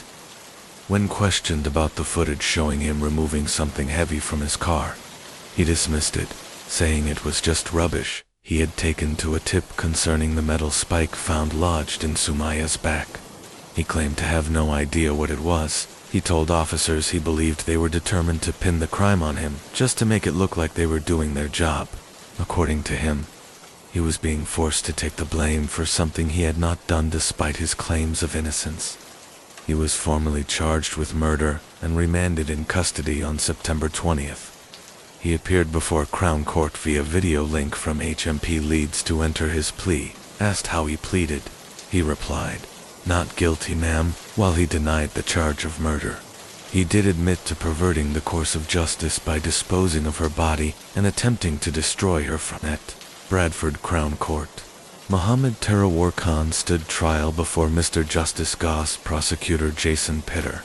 KC told the jury that Sumaya had met a violent and traumatic death inside her own home. Her body, he said, had been dumped like waste, left to rot and decompose until she was barely recognizable, though Muhammad had long claimed he knew nothing about her death. His defense shifted at trial. His lawyer argued that he had only been summoned to Benny Street after the killing to dispose of her body, insisting he had no role in her death. Muhammad himself did not testify. Prosecutors countered, "We say the proper inference is that he could not answer, because he is guilty." As for motive, the prosecution suggested this may have been an honor-based killing, rooted in the belief that Sumaya had brought shame on the family by rejecting a forced marriage in Pakistan. Muhammad's lawyer rejected this, instead pointing the finger at Sumaya's father, Yazid, who had been enraged when she reported him to police over the forced marriage. Sumaya's aunt testified that Yazid had been humiliated and consumed with rage, but Yazid was not in court to face scrutiny. On January 8th, he had flown to Pakistan on a one-way ticket. Shortly after divorcing his wife, Muhammad's defense painted Yazid as a cruel, controlling father who had made his daughter's life unbearable. The prosecution, however, held firm. They argued Muhammad was not simply the one who disposed of her body, he was the one who killed her. They presented evidence, the CCTV showing raised voices, his having a key cut for the house he was forbidden to enter, and the fact that Sumaya's phone activity ended at the exact time Muhammad arrived at the property. A detective also testified that on June 29th, while in custody, Muhammad had asked him what sentence someone in his position might receive. He specifically inquired about the difference between murder and manslaughter, and whether only half a sentence is typically served. Prosecutors said these were not the questions of an innocent man, they were the questions of someone calculating his fate after a 10-day trial. The jury deliberated for 9.5 hours over 3 days before reaching their verdict. They rejected Muhammad's claim that he was only involved. After her death, he was found guilty of murder. The court sentenced him to life imprisonment, with a minimum term of 25 years, alongside a concurrent 5-year sentence for perverting the course of justice. As the verdict was read, cries echoed from the public gallery.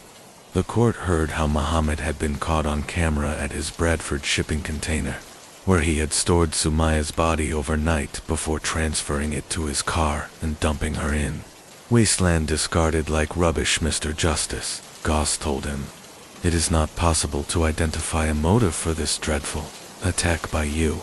It is pure speculation to consider whether this murder was part of some appalling family agreement. What matters is that the jury has found you guilty of the heinous crime of murder. He condemned Muhammad's unlawful, disrespectful disposal of Sumayya's body as one of the most serious aggravating factors, adding you showed absolutely no respect for the dead body of your niece. He warned Khan that he would be an old man by the time he could even apply for parole. He will be 78 years old before that opportunity arises for the investigating officers. The sentence brought long-awaited closure. Detective Superintendent Mark Boast said, "Her life was cruelly cut short by the actions of her uncle, who attacked her in the very place she should have felt safe, her own home." The court also heard that Sumayya had been staying with her grandmother due to a court order, after bravely rejecting a forced marriage and reporting her father to police. Yet just days later, she was murdered, her body left in a carpet, with a 4-inch metal spike in her back. Although the judge rejected the idea of treating this strictly as an honor killing, charities supporting victims of such violence expressed their disappointment when the sentence was handed down. Campaigners stressed that motive can and should be considered a risk factor. They argued that because a forced marriage was at the root of this case, the sentence should have reflected that reality. One charity expressed disappointment, saying, "In terms of sentencing, we're disappointed to see that it hasn't been recognized in this way, but what's crucial is that agencies involved in Sumayya's life learn from this so victims get the right response when they reach out for help." Sumayya had shown immense bravery in the past, standing up to threats of violence, but this time, her life was cruelly cut short by a family member who was supposed to protect her outside court. Family friend Fatima Patel spoke on behalf of Sumayya's loved ones. She explained, "The family's emotions are still all over the place. They're still grieving, but at least there is some kind of closure. All they want now is to keep Sumayya's memory alive, even as they continue to navigate their grief." Soon after sentencing, it was revealed that an appeal had been lodged, claiming Muhammad's punishment was unduly lenient. The matter was referred to the Attorney General, but after review, it was ruled the sentence would stand. The outpouring of shock and anger over Sumayya's murder was immense. Neighbors left flowers outside her home, while local leaders spoke of the deep impact the crime had left on the community. Those living on Benny Street said her uncle Dawood was left so traumatized he could no longer return to the property. Sumayya was just 20 years old, a bright, courageous young woman. She had fought for her independence and her right to live free from control. Tragically, just as she was beginning to enjoy that freedom, her life was taken. Frasim, the CEO and founder of CUK, a charity working to end honor-based violence, delivered a powerful statement. "The details of Sumayya's death are harrowing. She was a bright, brave woman with every right to live freely without fear. Today, we remember her as the smart and courageous student she was. We renew our pledge to end honor-based abuse and harmful practices. We must be absolutely clear. Honor-based abuse is not part of culture or religion. It is a violation of human rights. Culture is something beautiful to celebrate, not an excuse for abuse." He added that the work must continue in Sumayya's memory, and in the memory of all who have been lost to honor-based violence. Story 4 takes us to the quiet village of Ohio. This was home to 20-year-old Sierra, a student at the University of Toledo, Junior College of Business. Her family said Sierra was impossible to miss, full of energy, and always ready to perform or entertain. The eldest of 5 siblings, she was especially close to her mother, Sheila. Sheila described her as the life of the household, someone who could turn even an ordinary day into laughter. Friends remembered her as fearless, playful, and fun. Even in high school, she was known to dance through the hallways in a cheerleading uniform despite not even being on the team, just to make her classmates laugh. Fat, just 13. Sierra met Josh Kaczynski.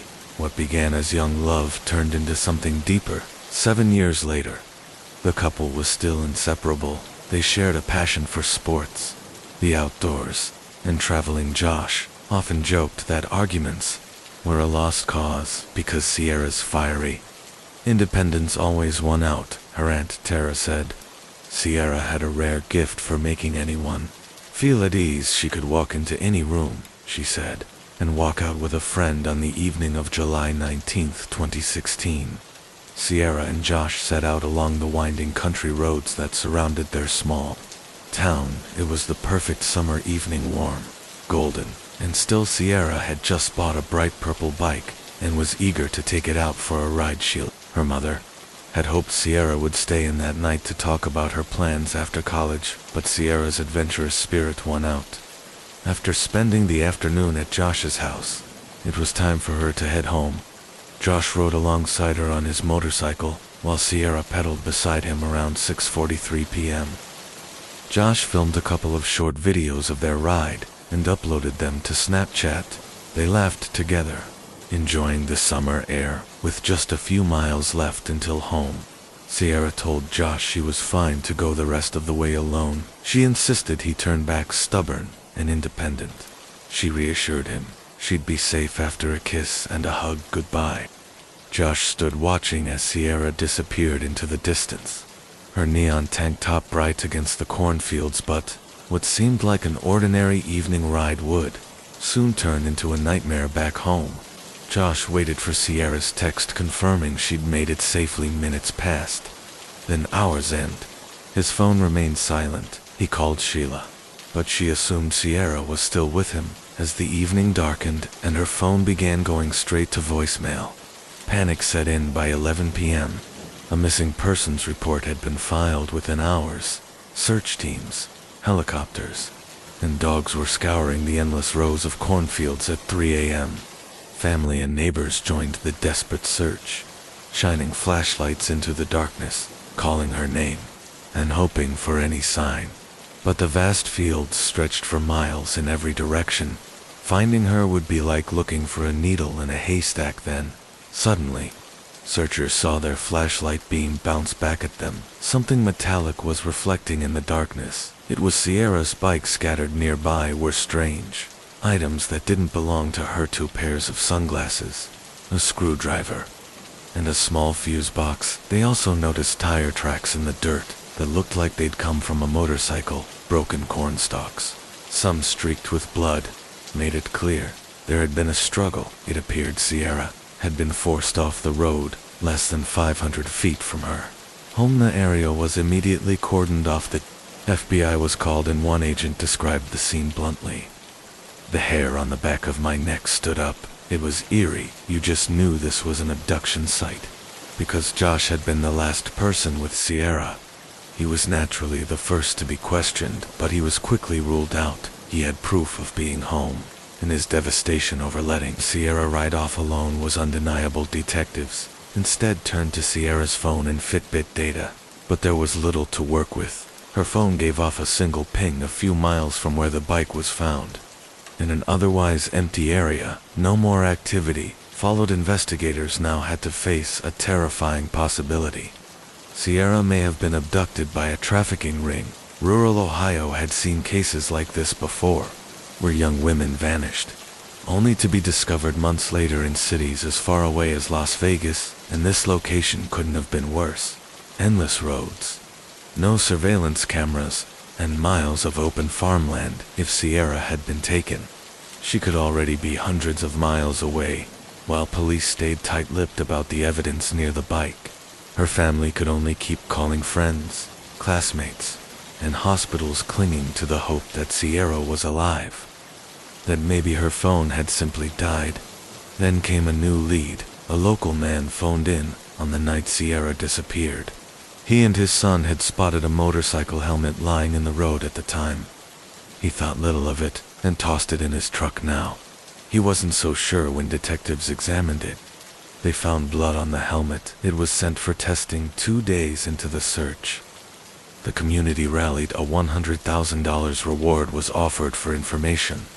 Detectives canvassed the sparse area door to door. That's when they came across a rundown farmhouse with 2 barns, sitting on a lonely acre of land. It belonged to 57-year-old James Worley, who ran a repair shop with his brother. From the moment he opened the door, James seemed irritated. He was combative, dismissive, making it clear the officer's presence was unwelcome. "Yeah, I know you just showed up. Well, yeah, you kind of showed up, but I'm not out there stealing chicks, robbing chicks, stealing people," he snapped when asked where he was the night Sierra went missing.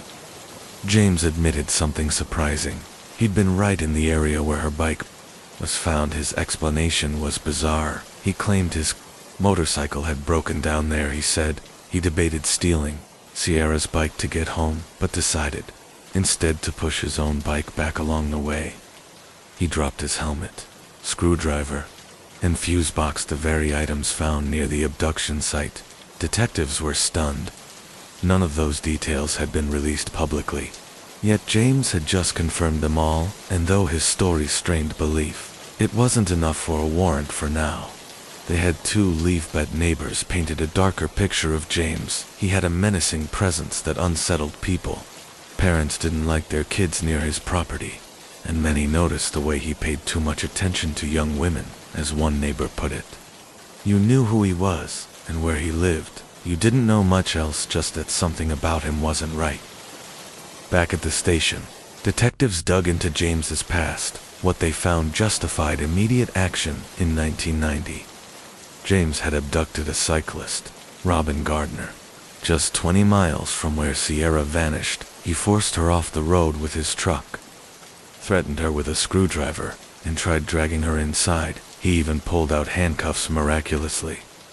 Robin escaped by leaping from the moving vehicle and flagging down help. James was sentenced to 10 years, but served only 3, with Sierra missing under nearly identical circumstances. Investigators had their suspect armed with a warrant. They returned to his property. Their attention turned to the barns in the farthest one. They found a green crate hidden under hay bales. Inside were bags upon bags of women's clothing and underwear, carefully labeled, some stained with blood.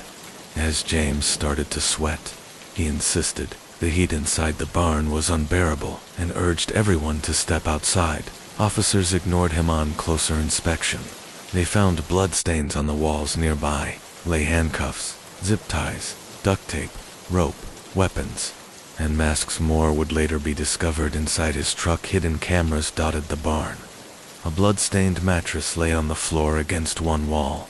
A piece of plywood concealed something chilling, a buried freezer, lined with carpet and reeking of chemicals.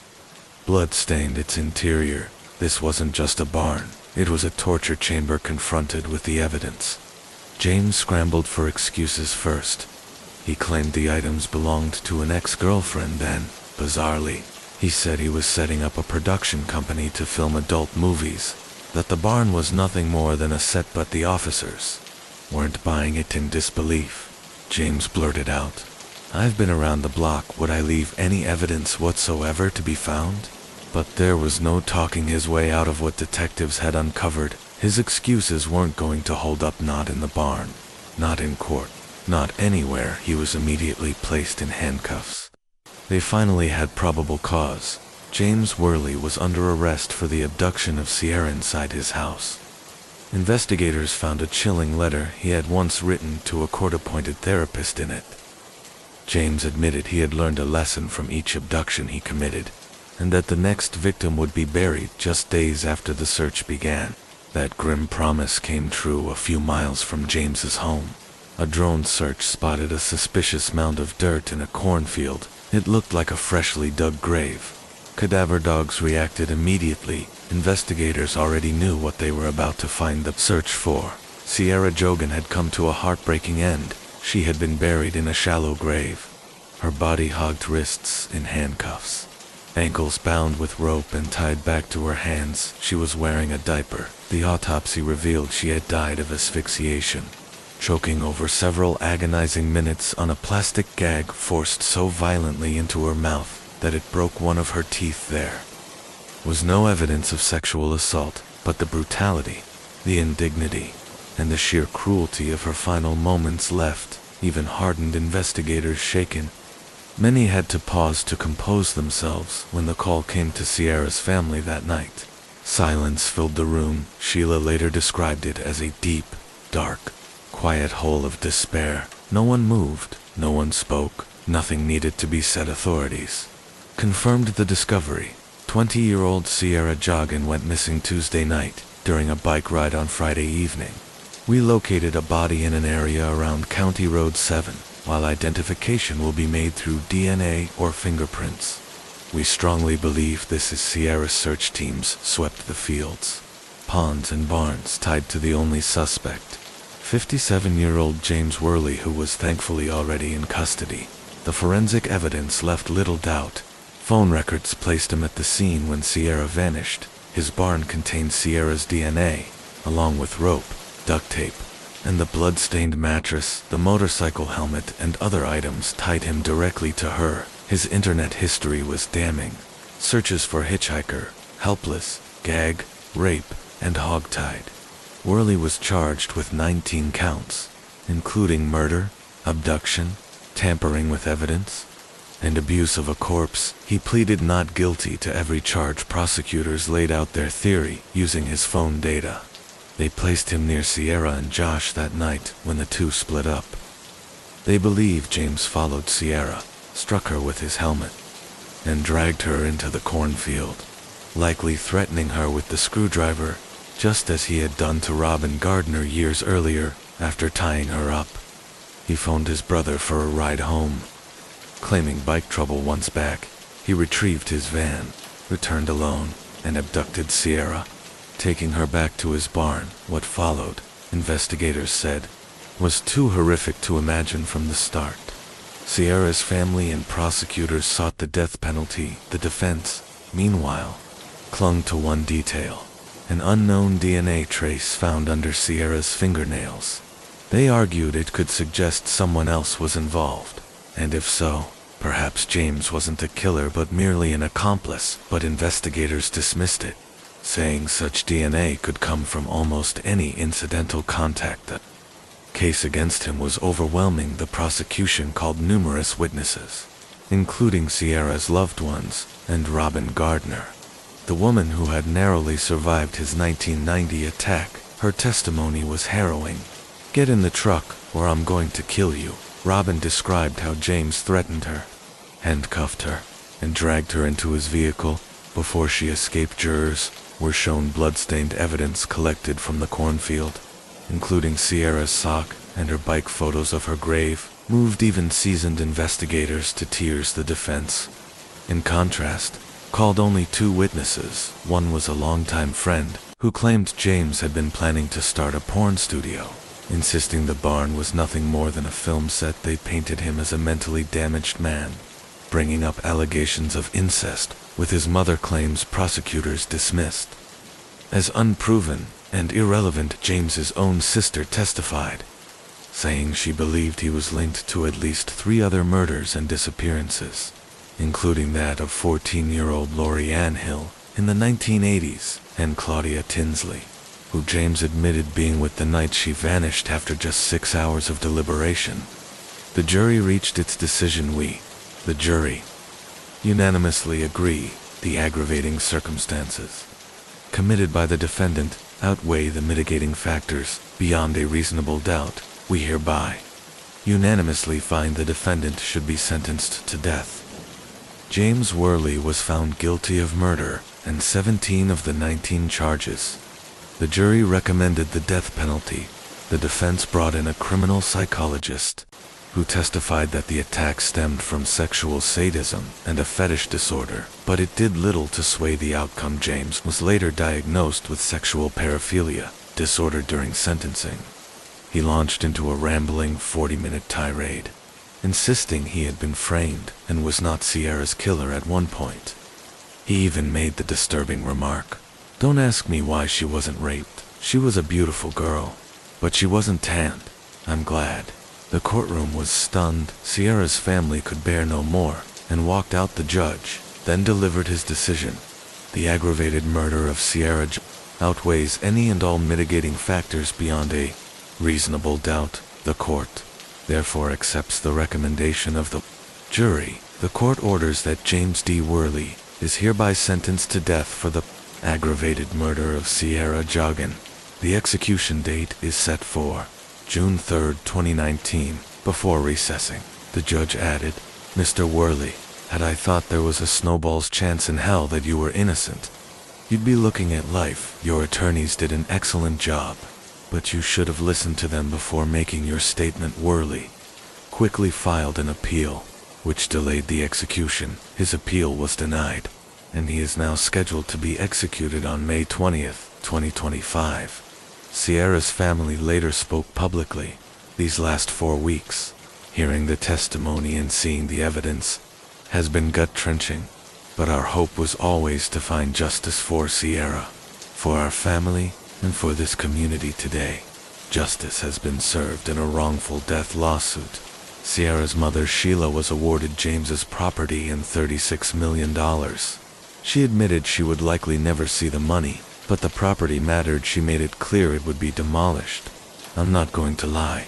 There is an emotional gratification in tearing down and burning something you loathe so much. We want to remove the darkness and open this land to light in Sierra's memory." Police also continued searching the area, convinced Worley may have had other victims. Survivor Robin Gardner agreed.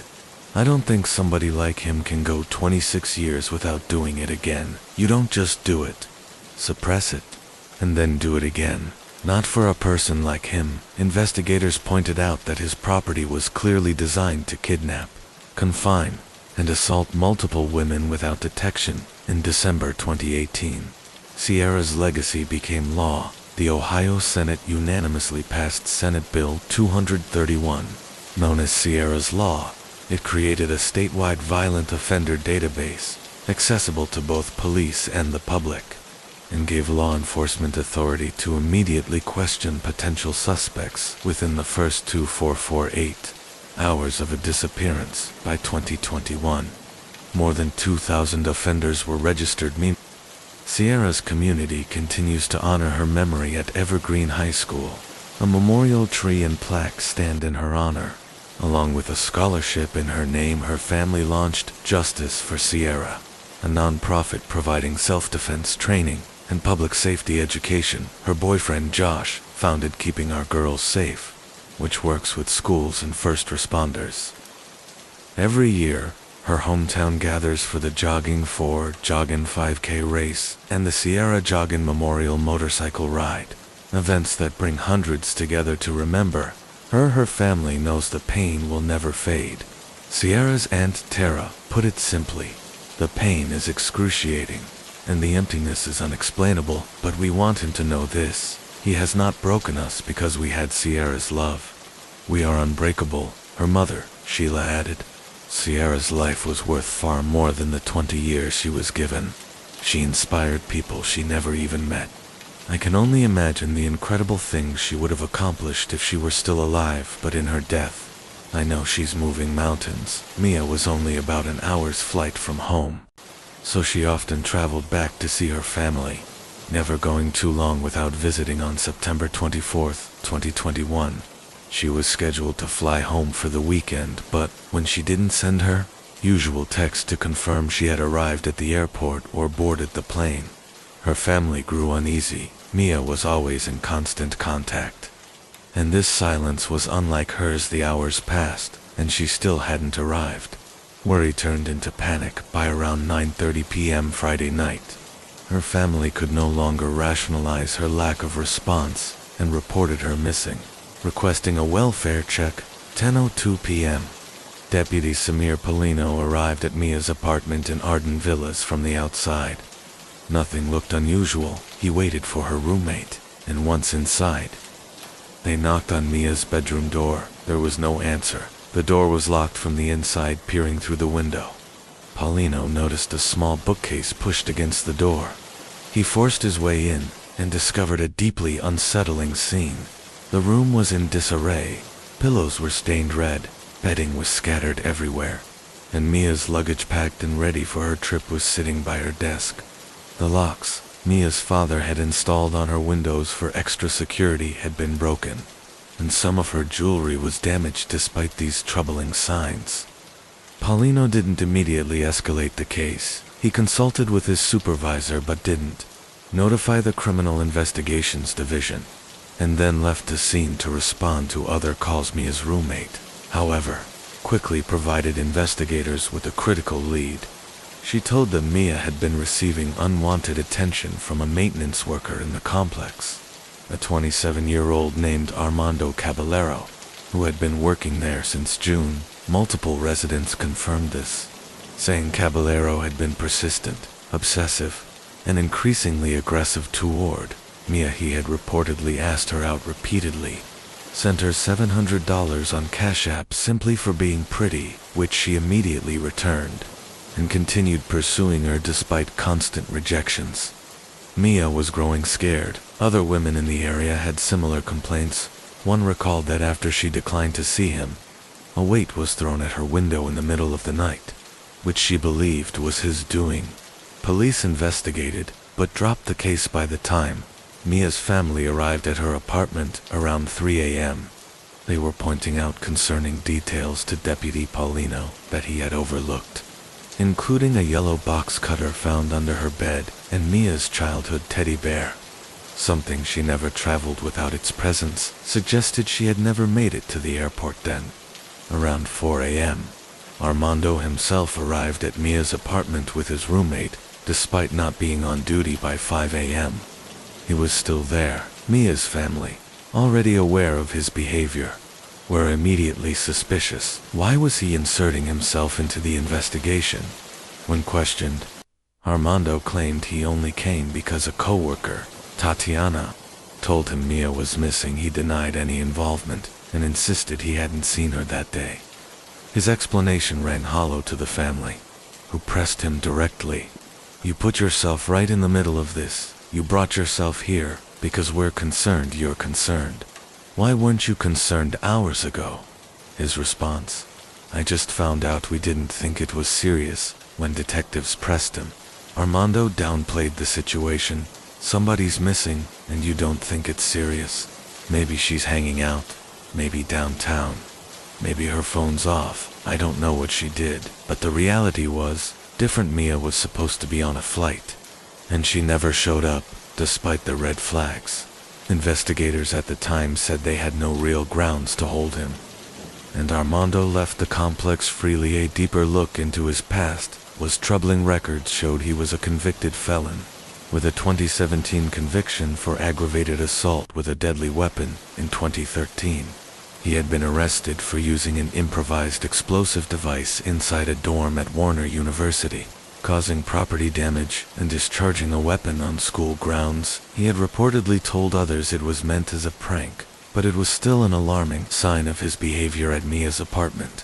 A security guard lifted fingerprints from her window using tape, but instead of collecting the evidence, Deputy Paulino dismissed it, telling the guard to keep the tape since the case wasn't high priority.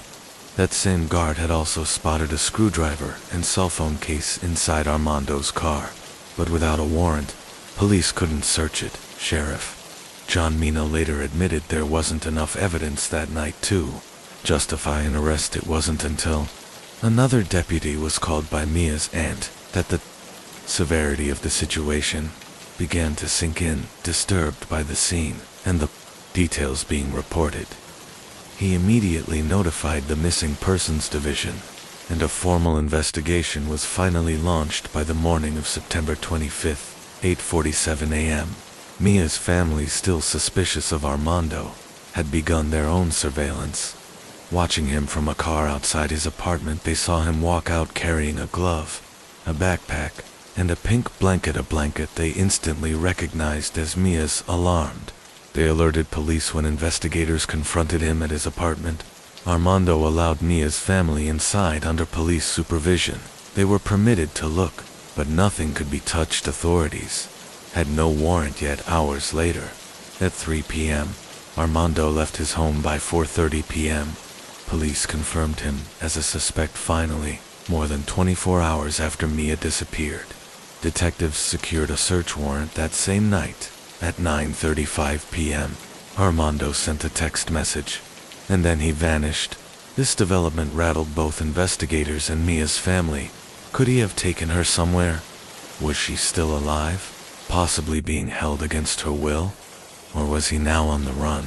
No one knew 3 long days had passed since Mia was last seen. Her devastated family pleaded publicly. "Mia, baby girl, if you can hear me, we're here." Her father, Marlon, described the pain of silence. "We communicate hundreds of times in a single day. To not hear from her, it's breaking my heart. This is not like her. Not at all." Volunteers poured into the search, combing miles of land. Meanwhile, investigators uncovered damning electronic evidence at 2:14 p.m. on the day Mia vanished. Her apartment was accessed using a master key fob, not hers. But Armando's records showed he entered again at 4:34 p.m. soon after. Mia briefly returned home to grab her bag before heading for the airport. That trip never happened. Surveillance captured her walking into her unit for the last time, unaware Armando was inside waiting at 5:52 p.m. Cameras recorded Armando's car leaving Arden Villas for Mia's mother. The final image of her daughter walking into that apartment was haunting. I screamed at the picture, wishing something would have stopped her, anything that would have made her turn around. By September 27th, investigators had enough to issue a warrant for Armando's arrest on burglary charges. They strongly suspected much more, but couldn't yet prove it before they could act. However, a shocking 911 call changed everything. A maintenance worker reported finding someone in the garage of the apartment complex. "Is there a unit number where you found him?" the dispatcher asked. "No, it's one of the big garages we use for storage. He's beyond any help. He's deceased." "It was Armando, right?" "Okay, we'll have an officer over there in a few minutes. You said it was a male?" "Yes." "Okay, see you shortly." "Thank you." The confirmation was chilling. 27-year-old Armando Caballero had taken his own life. Everything was unraveling at lightning speed, and with Armando now gone, the question that terrified Mia's family and investigators alike was this: would they ever find her? Would they ever learn what really happened? New surveillance footage only deepened suspicions. The video showed a man believed to be Armando carrying away items belonging to Mia the day after she vanished, just 2 days before he was found dead. Detectives now had more than a suspect. They had visual proof of his involvement. The search at Arden Villa, Mia's apartment complex, intensified. Detectives scoured every corner. While her family clung to hope, they spoke to the media, pleading for help. "Today's the day we woke up upset. There hasn't been much crying. We're just ready to bring her home. But we need everyone's help." The complex's management issued a statement promising tighter security, more guards, stricter gate access, better record keeping, but residents were unconvinced. Some pointed out that the gates often stayed open long enough for several cars to slip through, making key fobs meaningless. One resident summed it up bluntly: "It doesn't even make sense sometimes for me to scan my key. I'm praying she's coming home. I just hope she's still out there." Reporters noticed the same thing while management claimed guards were repositioned. No one saw a guard at the front gate during the day. Still, investigators pressed on, turning to the one thing Armando couldn't manipulate: his digital footprint. His phone records revealed a disturbing timeline. At 7:01 p.m., just 2 hours after Mia was last seen, Armando logged a fake maintenance request for her unit. Investigators quickly confirmed it was never requested by Mia or her roommates. At 7:11 p.m., he contacted the front office staff, asking to be let through the complex gate. 5 minutes later, Mia's own key fob was used on her apartment, but no one went inside, whoever tried. It wasn't her then. At 7:40 p.m., Armando's car was seen leaving Arden Villas. More analysis revealed he had driven to Timberscan Apartments, a rundown, partially abandoned complex where he once lived. He stayed there for just 20 minutes before leaving. Again, why would he return to a place like that? A dangerous, boarded-up complex surrounded by woods, unless it had something to do with Mia.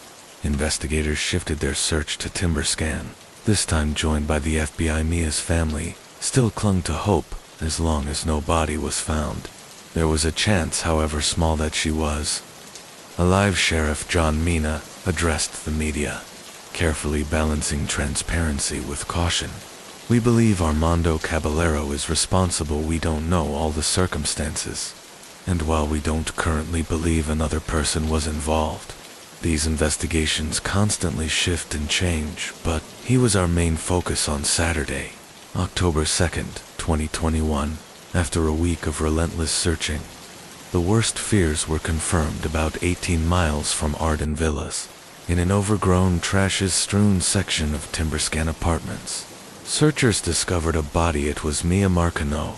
The community was devastated. News cameras captured the grief her grandmother, through tears, said, "I thank God for bringing her to me. If I had never found her, I don't know how I would have survived. Now I have at least some peace." Mia's body was bound with black duct tape around her hands, feet, and mouth. She was wearing jeans, a bra, and a robe. Her bag lay nearby, containing the shirt she had been seen wearing that day in her ID. Autopsy ruled her death a homicide by undetermined. Means the state of decomposition left too many questions unanswered. There were no clear signs of trauma and no evidence of sexual assault, but evidence still tied Armando directly to the crime. His car contained the same black duct tape found on Mia. His body bore scratches and fresh wound. Signs of a violent struggle to distinct bite marks were visible on his fingers. Testing confirmed Mia's blood and hair were also present where his body was found at. Quickly as the case had erupted, it ended in heartbreak. Armando's death took with it the only real chance of understanding what exactly happened inside Mia's apartment. That night, the truth of her final moments would never be known. Residents of Arden Villas were horrified. Many had been warning management about safety issues long before Mia's disappearance. One resident voiced what so many feared: "It's creepy. Maintenance has full access to our apartments. We just got these key fobs last month, and if they hadn't, maybe none of this would have happened. We go to sleep at night not knowing who could walk in." The Marcano family's attorney echoed their outrage, pointing to systemic failures in tenant safety. October 15th, 2021. Mia was laid to rest in South Florida. Over 2,000 people attended in person, with thousands more watching the live stream. Mourners filled the church, many wearing blue, her favorite color. The sheer size of the service spoke to how deeply her story had touched people across the country, celebrating her short yet powerful life. The aftermath of Mia's case was enormous. The tragedy not only broke hearts, but also forced accountability and systemic change. Two deputies involved in the early stages of the investigation were later found to have violated department policy. It was determined that Deputy Samir Paulino failed to follow proper procedures when he first entered Mia's apartment. He overlooked and failed to report critical details: blood on a pillow, broken jewelry, details that could have immediately escalated the case. Instead, Mia was mistakenly logged as a voluntary missing person rather than a missing endangered person. That error meant the Criminal Investigations Division was never notified in those crucial first hours. Rick Raymond, a former officer turned private investigator, was blunt in his assessment. When multiple people identify items belonging to a missing individual inside a suspect's vehicle, that should immediately set off red flags to me. That means you need to zero in on that person without hesitation, Sheriff John Mina responded, reminding the public that Deputy Paulino did not have access to all the information. Investigators pieced together later. Still, Mina admitted more urgency was needed and vowed changes. The department's Professional Standards Division launched an internal review. The result: Deputy Paulino was suspended for 150 hours without pay, while his supervisor, Corporal Kenneth Dalit, who also failed to follow protocol, received a 10-hour suspension. New policies were introduced, requiring that patrol deputies immediately escalate any missing person who may be endangered. In March 2022, the Orange County Sheriff's Office released its final report, over 100 pages, detailing why Armando Caballero remained the sole suspect in Mia's case. Meanwhile, Mia's family fought back. They filed a wrongful death lawsuit against Arden Villas and another lawsuit against the sheriff's office, accusing both of negligence. The family claimed the apartment complex failed to act responsibly, failed to acknowledge her disappearance, and failed to communicate with her loved ones. They also argued the sheriff's office mishandled her case and ignored vital evidence. Arden Villas released a statement saying they had taken steps to improve safety, reviewing security measures and updating policies. They also pointed out that Caballero had passed a national background check, which revealed no prior burglary or sexual assault charges. But for Mia's family, that wasn't enough, they said. The complex never reached out, never offered support, and waited far too long to even issue a statement about the loss of their own tenant and co-worker attorney. Daryl Washington put it plainly: the Marcano family deserves answers, they deserve change, and they believe someone else may have aided Armando, at the very least. This case was handled carelessly, and it can never happen again.